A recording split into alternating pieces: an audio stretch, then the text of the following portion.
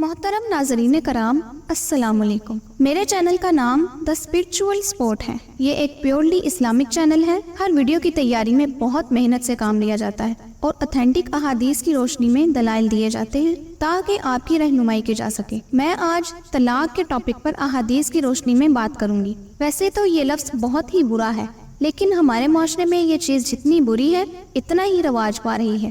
اس video میں تفصیل سے بتایا جائے گا کہ کن صورتوں میں طلاق دی جا سکتی ہے اور کن صورتوں میں ناپسندیدہ عمل قرار دیا گیا ہے اور حرام ہے۔ طلاق دینے کی 3 قسمیں ہیں، جن میں سے ناپسندیدہ ترین قسم اکٹھی 3 طلاقیں دے دینا ہے۔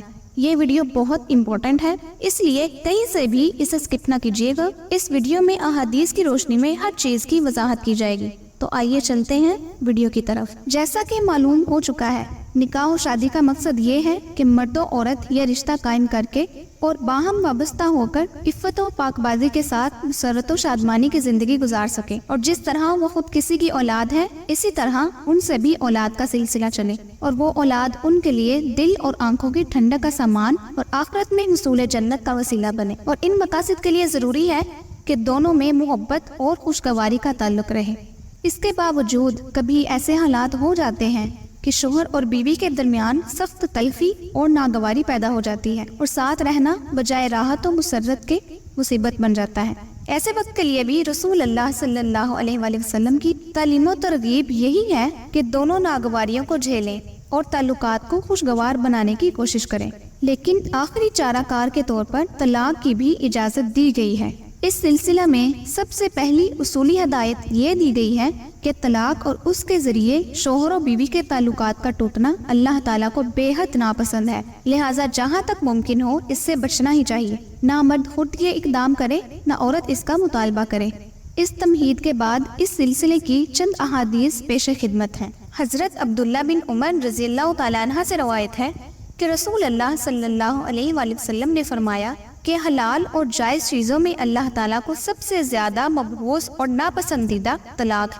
اسی طرح ایک اور حدیث میں ارشاد ہوتا ہے کہ حضرت معاذ بن جبل رضی اللہ تعالیٰ عنہ سے روایت ہے کہ رسول اللہ صلی اللہ علیہ وآلہ وسلم نے ارشاد فرمایا، اے معاذ، اللہ تعالیٰ نے روئے زمین پر کوئی چیز ایسی پیدا نہیں کی جو غلاموں اور باندیوں کو آزاد کرنے سے زیادہ اللہ تعالیٰ کو محبوب اور پسندیدہ ہو، اور روئے زمین پر کوئی چیز ایسی پیدا نہیں کی جو طلاق دینے سے زیادہ اللہ تعالیٰ کو مبغوض اور ناپسندیدہ ہو۔ اسی طرح ایک اور حدیث میں فرمایا جاتا ہے، ان ثوبان قال قال رسول اللہ صلی اللہ علیہ وسلم ایہا امرأۃ سألت زوجہا طلاقا فی غیر ما بأس فحرام علیہ رائحۃ الجنہ، جس کا ترجمہ یہ ہے کہ حضرت ثوبان رضی اللہ تعالیٰ عنہ سے روایت ہے کہ رسول اللہ صلی اللہ علیہ وآلہ وسلم نے فرمایا کہ جو عورت اپنے شوہر سے کسی سخت تکلیف کے بغیر طلاق کا مطالبہ کرے اس پر جنت کی خوشبو حرام ہے۔ ویڈیو کے اس حصے میں اب آپ کو طلاق کا وقت اور طریقہ بتایا جائے گا۔ تو آئیے چلتے ہیں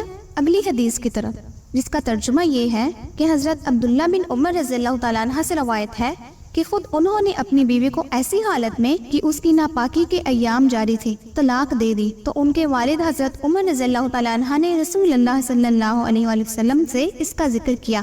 آپ نے اس پر بہت سخت برہمی اور ناراضی کا اظہار فرمایا اور حکم دیا کہ عبداللہ بن عمر کو چاہیے کہ وہ اس طلاق سے وجرت کر لے اور بیوی کو اپنے پاس اپنے نکاح میں رکھے یہاں تک کہ ناپاکی کے ایام ختم ہو کر طہر یعنی پاکی کے ایام آ جائیں، اور پھر اس طہر کی مدت ختم ہو کر دوبارہ ناپاکی کے ایام آ جائیں، اور اس کے بعد وہ پھر طہر کی حالت میں آ جائے، تو اس حالت میں اگر وہ طلاق ہی دینا مناسب سمجھے تو اس طہر میں اس سے صحبت کیے بغیر اس کو طلاق دے دے۔ آپ صلی اللہ علیہ وآلہ وسلم نے ارشاد فرمایا کہ یہی وہ عدت ہے جس کے بارے میں قرآن مجید میں حکم دیا گیا ہے، فَطَلِّقُوهُنَّ بِعِدَّتِهِنَّ، صحیح بخاری اور صحیح مسلم۔ اس حدیث سے معلوم ہوا کہ عورت کو حالت حیض میں طلاق دینا ناجائز اور سخت گناہ کی بات ہے، اور اگر غلطی سے کوئی ایسا کرے تو اس کو رجعت کر لینی چاہیے۔ پھر اگر طلاق ہی دینے کی رائے قائم ہو تو اس طہر میں طلاق دینی چاہیے جس میں صحبت کی نوبت نہ آئی ہو۔ اس کی حکمت ظاہر ہے کہ ناپاکی کی حالت میں عورت قابل رغبت نہیں ہوتی، طہر کی حالت میں اس کا کافی امکان ہے کہ شوہر کے دل میں رغبت پیدا ہو جائے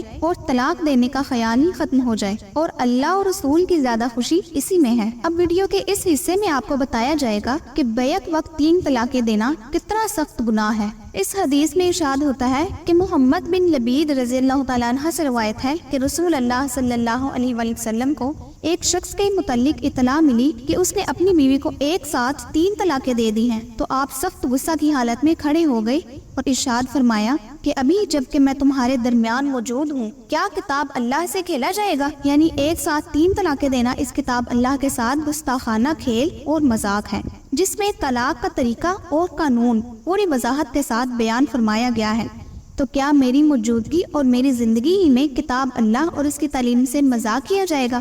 حضور صلی اللہ علیہ وآلہ وسلم نے سخت غصہ کی حالت میں یہ بات ارشاد فرمائی تو ایک صحابی کھڑے ہو گئے اور عرض کیا کہ یا رسول اللہ، میں اس آدمی کو قتل ہی نہ کر دوں جس نے یہ حرکت کی ہے۔ سنن نسائی۔ اس حدیث سے معلوم ہوا کہ بیک وقت 3 طلاقیں دینا سخت گناہ اور قرآن مجید کے بتلائے ہوئے طریقہ کار سے انحراف اور اس کے ساتھ ایک طرح کا کھیل اور مذاق ہے۔ یہاں یہ بات قابل ذکر ہے کہ ہمارے زمانہ میں اور خاص کر ہمارے ملک میں طلاق کے جو واقعات سامنے آتے ہیں ان میں قریباً 90% وہ ہوتے ہیں جن میں جاہل شوہر ایک ساتھ 3 طلاقیں دیتے ہیں اور وہ بالکل نہیں جانتے کہ یہ سخت گناہ بھی ہے، اور اس کے بعد دوبارہ نکاح کا مسئلہ بھی سخت مشکل ہو جاتا ہے۔ ویڈیو کے اس حصہ میں آپ کو بتایا جائے گا کہ 3 طلاقیں دینے کا نتیجہ اور شرعی حکم کیا ہے۔ اس سلسلے میں ایک حدیث کا ترجمہ یہ ہے۔ حضرت عائشہ صدیقہ رضی اللہ تعالیٰ عنہ سے روایت ہے کہ رفاعہ قرظی کی بیوی رسول اللہ صلی اللہ علیہ وآلہ وسلم کی خدمت میں حاضر ہوئی اور اس نے بتایا کہ میں رفاعہ قرظی کے نکاح میں تھی، اس نے مجھے طلاق دے دی اور طلاق کا پورا کورس ختم کر دیا، یعنی اس نے مجھے 3 طلاقیں دے دی۔ تو اس کے بعد میں نے عبد الرحمن سے نکاح کر لیا، لیکن وہ بالکل اذکار رفتہ ہے، یعنی نکاح سے جو خاص مقصد ہوتا ہے وہ اس کے قابل نہیں ہے۔ رسول اللہ صلی اللہ علیہ وآلہ وسلم نے اس سے فرمایا کہ تو کیا یہ چاہتی ہے کہ پھر رفاعہ کے نکاح میں چلی جائے؟ اس نے کہا ہاں، یہی چاہتی ہے۔ آپ صلی اللہ علیہ وآلہ وسلم نے فرمایا یہ اس وقت تک نہیں ہو سکتا جب تک کہ تم دونوں میں باہم صحبت کا عمل نہ ہو جائے۔ صحیح بخاری اور صحیح مسلم۔ شریعت کا یہ حکم قرآن مجید میں بھی بیان فرمایا گیا ہے۔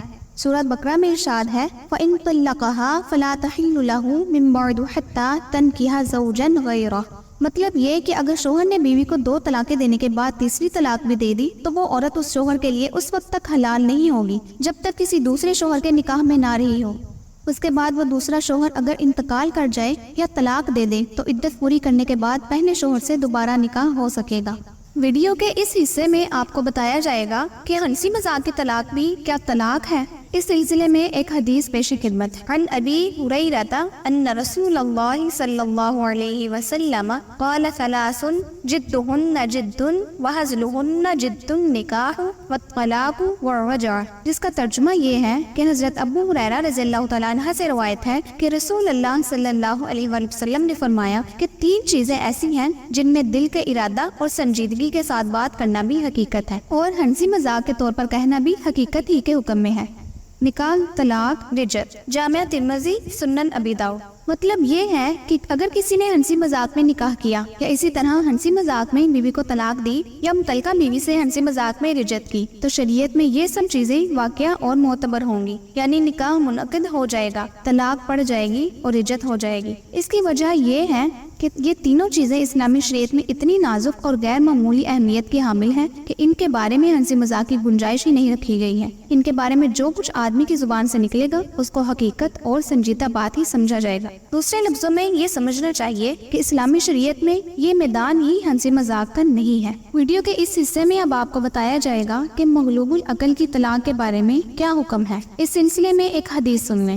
عن ابی ہریرہ قال قال رسول اللہ صلی اللہ علیہ وسلم كل طلاق جائز الا طلاق المعتوہ والمغلوب علی عقلہ۔ جامعہ ترمذی، جس کا ترجمہ یہ ہے کہ حضرت ابو ہریرہ رضی اللہ تعالیٰ عنہ سے روایت ہے کہ رسول اللہ صلی اللہ علیہ وآلہ وسلم نے فرمایا کہ ہر طلاق درست و نافذ ہے سوائے اس آدمی کی طلاق کے جس کی عقل و فہم مغلوب ہو گئی ہو۔ کبھی ایسا ہوتا ہے کہ کسی مرض یا صدمہ کی وجہ سے آدمی کی عقل و دانش غیر متوازن اور مغلوب ہو جاتی ہے اور وہ ایسی باتیں کرنے لگتا ہے جو عقل و فہم کی سلامتی کی حالت میں نہ کرتا اور اسے اپنی باتوں کا پورا شعور بھی نہیں ہوتا۔ ایسے آدمی کو معتوہ اور مغلوب العقل کہا جائے گا۔ بس اگر ایسا شخص اس حالت میں بیوی کو طلاق دے تو وہ واقعہ نہ ہوگی، جس طرح دیوانے اور پاگل کی طلاق واقعہ نہیں مانی جاتی۔ اب ویڈیو کے اس حصے میں آپ کو زبردستی کی طلاق کے بارے میں ایک حدیث کا ترجمان پیش کرتی ہیں۔ حضرت عائشہ صدیقہ رضی اللہ تعالیٰ عنہ سے روایت ہے کہ میں نے رسول اللہ صلی اللہ علیہ وآلہ وسلم سے سنا، آپ فرماتے تھے کہ زبردستی کی طلاق اور زبردستی کے عتاق کا اعتبار نہیں۔ سنن ابی داؤد، سنن ابن ماجہ۔ یعنی اگر کسی آدمی کو مجبور اور بالکل بے بس کر کے اس سے بیوی کو طلاق دلوائی گئی یا اس کے غلام کو آزاد کرایا گیا، یعنی اس کے زبان سے زبردستی طلاق یا عتاق کی بات کہلوائی گئی، تو شریعت میں اس کا اعتبار نہ ہوگا۔ امید کرتی ہوں کہ میری اس ویڈیو سے آپ کو کافی حد تک رہنمائی ملی ہوگی۔ اگر ویڈیو پسند آئی ہے تو اسے اپنے دوستوں کے ساتھ بھی شیئر ضرور کیجیے گا۔ دعا میں یاد رکھیں۔ اللہ حافظ۔